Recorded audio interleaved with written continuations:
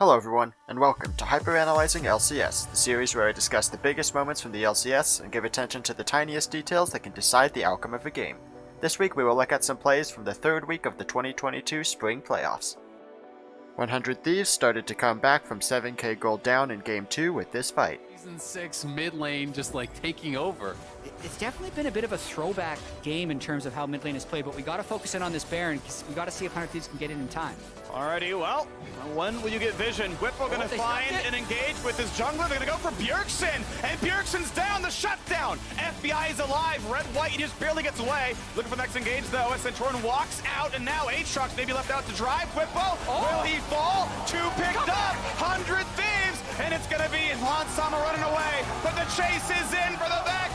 Babadaga, he's getting kited. Oh, Hansama, you gotta believe.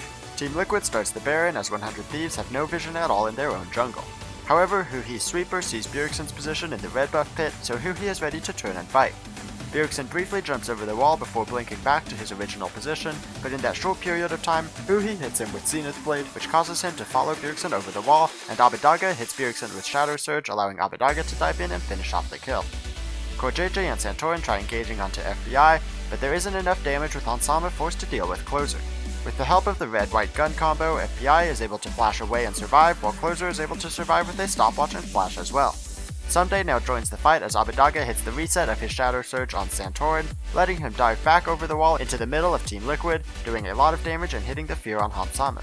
100 Thieves start cleaning up kills as Abadaga lands a third Shadow Surge on Hansama, but his damage falls just short and Hansama gets just enough healing from runes to survive and trade one kill back. However, 100 Thieves pick up the Baron and reduce TL's gold lead by 5,000 off of this play. Team Liquid immediately stops the 100 Thieves comeback, winning this fight in the mid lane.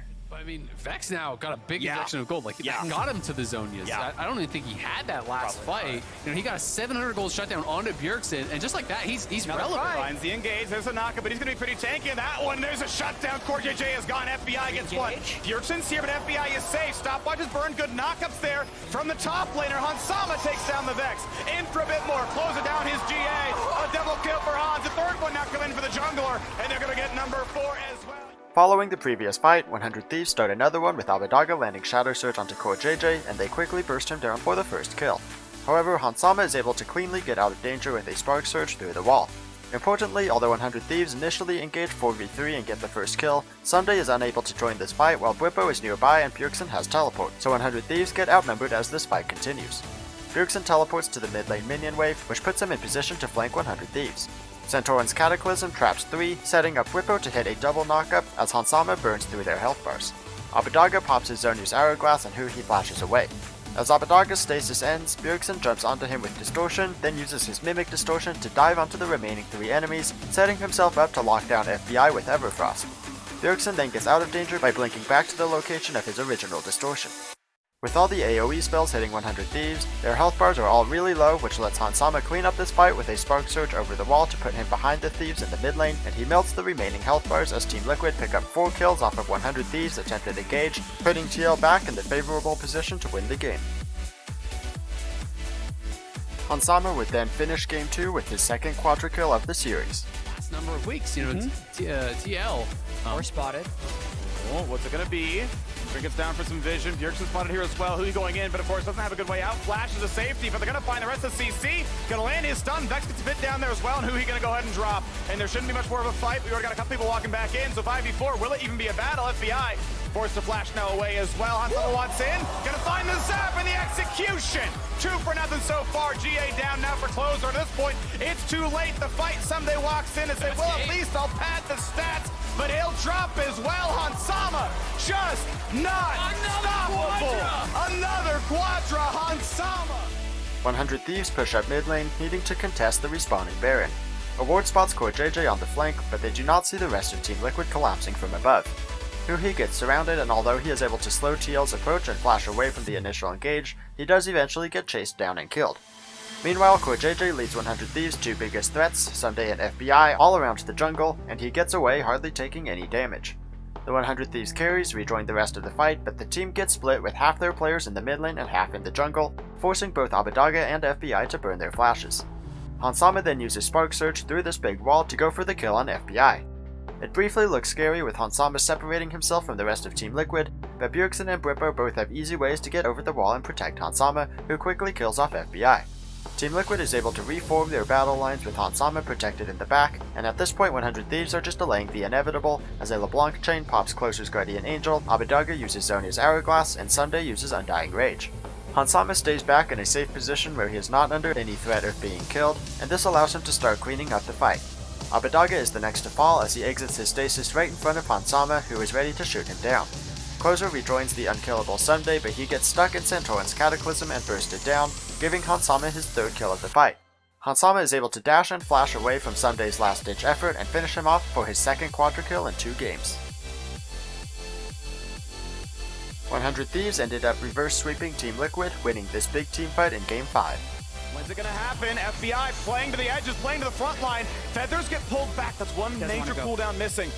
Don't take the fight just yet. Recalls are coming through Abbedagge. He's on vision. Gotta be careful. The whole team's the brush though. They're all in the brush though. And here comes the engage. JJ finds several. Naga comes in though from the Ornn as well. The Horn comes across onto 3. They're going for more. Who he wants Hansama. And they've knocked down Core. 100 Thieves 1 for 0. Sunday finds a second. They got 3. They're getting 4. 100 Thieves come alive. And Bjergsen's left alone. Bjergsen's left to die. 100 Thieves. 100 Thieves tried to draw Team Liquid to the Baron, but Bjergsen is able to solo the Ocean Drake, which prevents 100 Thieves from getting Soul, then he teleports into the fight. He is set up on a flank, but 100 Thieves are pushed off of the Baron. Most of them get out of Team Liquid's sight, but Abbedagge is spotted by a control ward. Team Liquid should know that the rest of 100 Thieves are in this bush since their minion wave is giving them vision of the top lane, and there hasn't been enough time for recalls to complete. It is also worth noting that he is very far behind Team Liquid on the flank, and he purposely waits to stay out of TL vision, which might be what gives Team Liquid the confidence to face check this brush. Santorin flashes forward to stun Abbedagge, but Core JJ and Brippo both flash to stun FBI instead. Despite 3 flashes, the engage doesn't stick at all, and that is largely thanks to Sunday, who first knocks at 2 with Searing Charge while tanking a lot of damage as the primary frontliner, before then knocking up 3 more with Call of the Forge God. Sunday's peel buys time for Huhi to join the fight.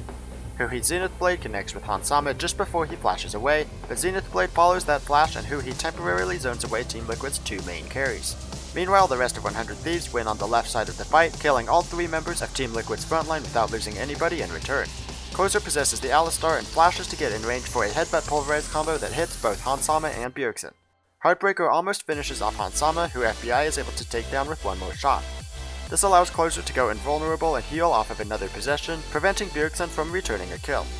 With greatly increased movement speed from stacking up the Zeri ult over this entire fight, FBI is able to chase down Bjergsen, and he hits Ultra Shock Laser and 2 max range shots over the wall to finish off the kill and secure the clean ace in Game 5 for 100 Thieves.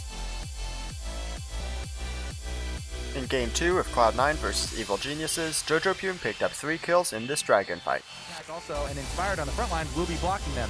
Fudge though trying to do work, he has package. What an angle here, the Ornn ulti. Devour from Isles does save Berserker for a while, but Danny's trying to chase someone who TP'd in.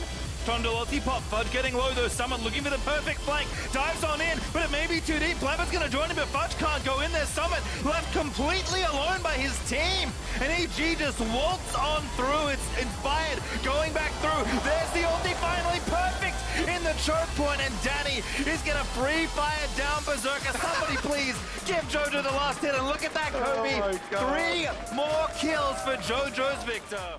Evil Geniuses make the first move before Summit starts to channel his teleport, so they have a temporary 5v4. Impact uses Call of the Forge God, and Inspired's attempted engage forces out the Devour from Isles.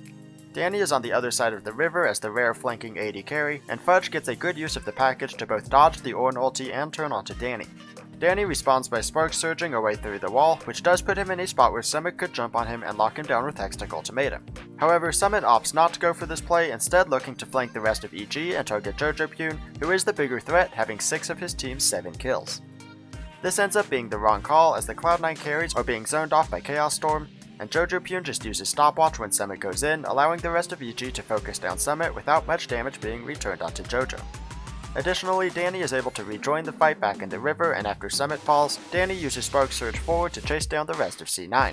Inspired flashes into the blue buff pit and lands a big Cataclysm that blocks off a lot of the jungle paths and also knocks Isles out of his Abyssal Dive, but he does get killed for this play. However, the Cataclysm secures 2 more kills for Evil Geniuses, which both go to JOJOPYUN, giving him a triple kill and now 9 of EG's 10 kills in this game.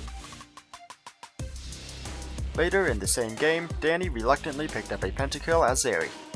They're marching their way straight towards one though, and Summit wants to stop them. Yeah, oh, he went all the way over. Danny actually managed to flash that wall, and Summit's completely out of position as a result. Impact's getting shredded, but they just don't have the damage. The Chompers, I think, are going to save C9, but Danny is going off. Zeri is disgusting as Danny is going to find 2, make it 3. The man has the Penta in his eye. Another Penta! Go for it! Go for it! Danny Penta! It seems to happen all the time. Jojo, you absolute jerk! There we go! No, what's going on? Where's Danny? He doesn't care. He does his waiting. Danny's gonna give it to him. There's the Pentakill. A donation from Cloud9 as EG. EG is attempting to split push with the Baron buff, and Summit finds a flank on the 4 EG members in the mid lane, while JOJOPYUN, who still has all but one of his team's kills, is in the top lane.